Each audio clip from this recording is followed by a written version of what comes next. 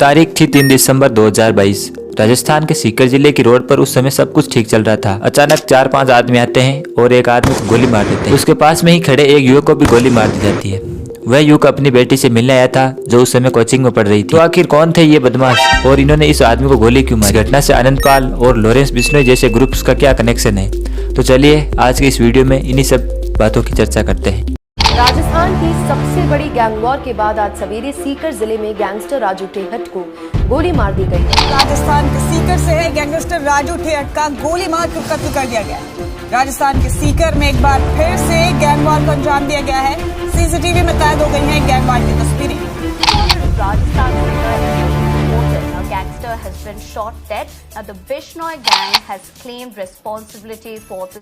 दोस्तों उस समय जिस आदमी को गोली मारी गई थी राजस्थान का एक कुख्यात गैंगस्टर राजू ठेहट और जिन लोगों ने उसको गोली मारी वो लॉरेंस बिश्नोई ग्रुप्स के आदमी थे। बाकी राजू ठेहट की हत्या क्यों हुई? दोस्तों ऐसे दिन दहाड़े मारा गया राजू ठेहट, उसकी कहानी किसी भी फिल्मी हीरो से कम नहीं। वह जितना बड़ा क्रिमिनल था उससे बड़ी लग्जरी लाइफ वो जीता था। वह महंगी कार और बाइक्स के काफिले में घुमा करता था। शेखावटी इलाके में काफी दहशत थी। तो आखिर दूध बेचने वाला आखिर गैंगस्टर कैसे बन गया? चलिए समझते हैं पूरी कहानी को शुरुआत से।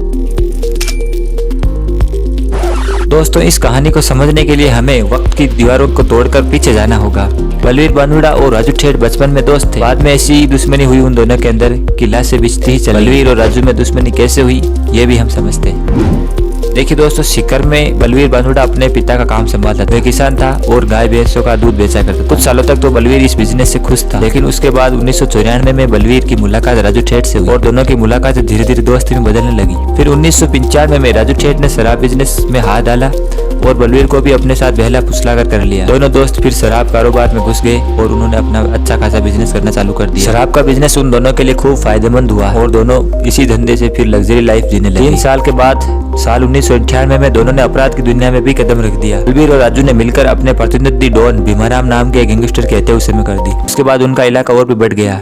अब सीकर के अलावा पूरे शेखावट इलाके में अवैध और वैध शराब उन्होंने बेचना शुरू कर दिया। सब कुछ आने वाले 6 से 7 साल तक बहुत ही अच्छा चलता रहा और दोनों ने प्रॉपर्टीज वगैरह बनाना भी शुरू कर दिया। लग्जरी गाड़ियां मिलने लगे और नेताओं के बीच उनकी उठक बैठक चालू हो गई। लेकिन इस दोस्ती को नजर लगी और उसके बाद सब कुछ बिगड़ता चला गया। लाशें बेचती ही चली गई। साल 2004 में सीकर में जैन माता मंदिर के पास शराब की दुकान को लेने के बाद उन दोनों की दोस्ती दुश्मनी में बदलती चली गई। आबकारी विभाग की ओर से यह लॉटरी राजू ठेहट और बलवीर बानुड़ा ने मिलकर ली थी। उसके बाद बलवीर ने इस दुकान का काम संभालने के लिए अपने साले विजयपाल को वहां लगा दिया। विजयपाल सिंह हर रात को दुकान का पूरा हिसाब राजू और बलवीर दोनों को दिया करता था, लेकिन राजू को ऐसा विश्वास नहीं होता था कि जो दुकान में मुनाफा होता है और जो मुनाफा ज्यादा होता है वो विजयपाल उसे कम पैसा देता है।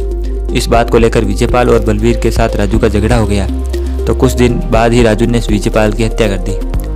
अब अपने साले की हत्या के बाद बलवीर बानुड़ा ने राजू को ठिकाने लगाने की पूरी तैयारी कर। इस कारण अपने शेखावटी के सबसे बड़े गैंगस्टर आनंदपाल सिंह से हाथ मिला लिया। यह दोस्ती इतनी गहरी रही कि अब आए दिन दोनों पक्षों में गैंगवार होने लगी। आनंदपाल और राजू ठेहट के बीच हमेशा गैंगस्टर जैसे झगड़े होने चालू हो गई। साल 2004 में राजस्थान पुलिस ने बलवीर, आनंदपाल और राजू ठेहट तीनों को गिरफ्तार तो कर लिया था और एक ही जेल में बंद कर दिया। इसी दौरान सीकर जेल में राजू पर हमला हुआ, लेकिन वे बाल बाल बच गया। उससे पता चला कि यह हमला बलवीर और आनंदपाल सिंह ने मिलकर कराया है, तो वह दोनों के खून का प्यासा हो गया। यह सब कुछ जारी रहा और उसके बाद साल 2014 में बीकानेर सेंट्रल जेल में राजू ने बलवीर और आनंदपाल को मारने की योजना रची। आनंदपाल और बलवीर पर हमला कराया गया। यह हमला जेल में ही गैंगवार में तब्दील हो गया था। पता चला कि बलवीर बानुड़ा के अलावा 2 अन्य लोगों की भी उस समय जेल में ही हत्या हो गई थी। इस हत्या की जिम्मेदारी राजू पहले से ही ले चुका था। बलवीर बानुड़ा की हत्या के बाद से ही उसका बेटा सुभाष बानुड़ा गैंगस्टर राजू से बदला लेने की फिराक में था, लेकिन उसे सही मौके का इंतजार था।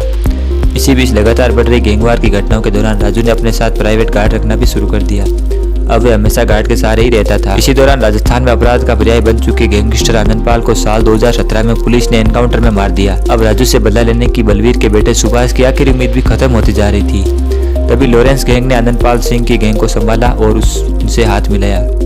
उसके बाद लॉरेंस गैंग से बलवीर के बेटे सुभाष ने भी संपर्क किया और इन्हीं सभी मेल मिलापों के कारण राजू ठेहट की हत्या हो गई थी। जब राजू ठेहट को गोली मारी गई थी उसी समय नागौर का एक युवक भी वहीं पे पास में खड़ा था और वो उस समय अपनी बेटी से मिलने आया था जो उस समय कोचिंग में पढ़ रही थी। उन बदमाशों ने राजू ठेहट के साथ ही उस आदमी को भी गोली मार दी थी जिसकी बेटी उसके सामने ही खड़ी थी और उस पिता ने अपनी बेटी के आंखों के सामने ही दम तोड़ दिया। दोस्तों राजू ठेहट के हत्यारों को राजस्थान पुलिस ने उसी दिन गिरफ्तार कर लिया था और 5 आरोपी अभी जेल में बंद है। आरोपियों का संबंध लॉरेंस बिश्नोई ग्रुप से बताया जा रहा है। हालांकि दोस्तों लॉरेंस बिश्नोई भी जेल में ही बंद है और जेल से ही वो अपनी गैंग का संचालन करता है। बड़े दुख की बात है दोस्तों कि आजकल बहुत सारे लोग गैंगस्टर और इन अपराधियों को फॉलो करते हैं और इनके जैसा बनना चाहते हैं। ये लोग आखिरकार तो है तो गुंडे ही या है तो आखिरकार अपराधी ही, तो इन लोगों को आपको कभी भी फॉलो नहीं करना। अच्छे इंसान को फॉलो कीजिए और अच्छा बनिए, इससे अपने देश का नाम रोशन होगा, अपने प्रदेश का नाम रोशन होगा। तो मिलते हैं दोस्तों अगले वीडियो में। आपके जो भी विचार है इस वीडियो से रिलेटेड वो आप हमें कमेंट में बताइए। जय हिंद, जय भारत, जय राजस्थान।